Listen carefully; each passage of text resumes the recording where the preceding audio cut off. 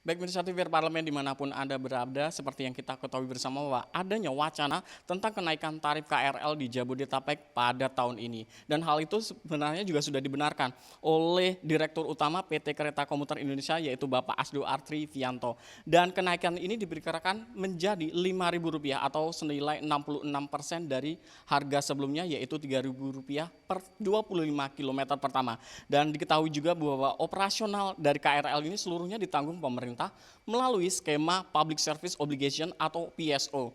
Dan sehingga hal ini masih menunggu juga tentunya dari restu dari Kementerian Perhubungan. Dan sebagai tambahan informasi pemirsa, kenaikan KRL terakhir terjadi pada tahun 2016 dan kita akan membahasnya secara langsung dengan salah satu pengamat kebijakan publik yaitu Bapak Adriansyah. Bapak sebagai pengamat kebijakan publik, Pak, sebenarnya bagaimana urgensi tentang kenaikan harga tarif KRL ini, Pak?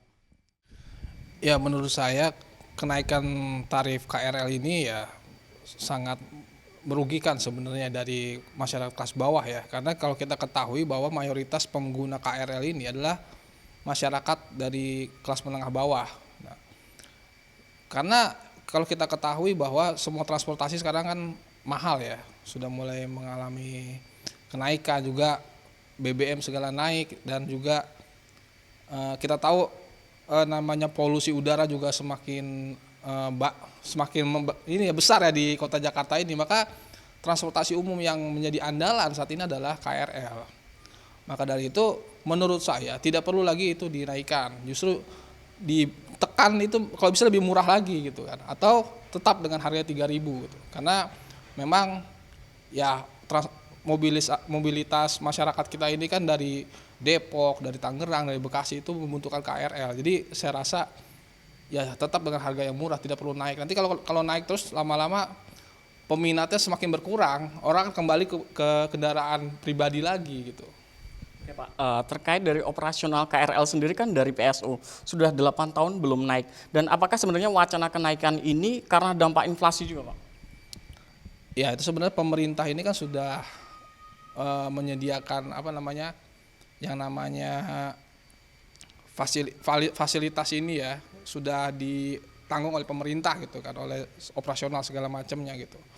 Jadi memang tugas dari Komisi 5 DPR RI ini untuk lebih mengkritisi lagi lah pemerintah agar lebih berpihak kepada rakyat bawah gitu ya. Karena ini transportasi rakyat bawah, bukan transportasi masyarakat atas. Kalau masyarakat atas mungkin ada yang menggunakan KRL, tapi seandainya mereka tidak menggunakan, mereka masih bisa menggunakan transportasi lain gitu. Sedangkan masyarakat bawah, ya itu mungkin sarana transportasi murahnya gitu. Oke, Pak, terkait kenaikan ini nantinya akan jadi berdampak langsung kepada pengguna kereta langsung ya, Pak? Oh jelas, nanti akan berdampak langsung. Jadinya orang, ya mungkin akan banyak juga yang menganggap bahwa KRL ini sebagai kebutuhan ya. Jadi tetap mereka akan naik ke situ ya. Tapi kan kembali lagi ekonomi masyarakat di kota Jakarta ini kan ya gajinya berapa sih gitu kan. Lalu mereka juga dengan KRL ini kan mereka bisa menghemat biaya kan, ongkos. Kita tahu sekarang semua sembako naik, tarif dasar listrik naik gitu kan. Sehingga mereka butuh penghematan, yaitu salah satunya dengan naik KRL kemana-mana gitu. Ke kantor ya kan, pulang pergi terus naik KRL. Jadi menurut saya ya tidak perlu dinaikkan, justru harga murah, semurah-murahnya lah untuk transportasi umum agar masyarakat kita ini lebih terdorong untuk mengurangi menggunakan transportasi pribadi dan beralih kepada transportasi umum gitu. Siap, Bapak. Terima kasih banyak atas kesediaan dan waktunya, Bapak. Oke. Baik pemirsa, demikianlah wawancara saya dengan salah satu pengamat kebijakan publik yaitu Bapak Adriansyah, di mana beliau telah menyampaikan salah satunya tidak menguntungkan masyarakat menengah ke bawah bisa beralih juga ke kendaraan umum yang tentunya tidak ramah lingkungan dan juga mendorong Komisi 5 untuk mengkritisi dari kebijakan atau wacana tersebut.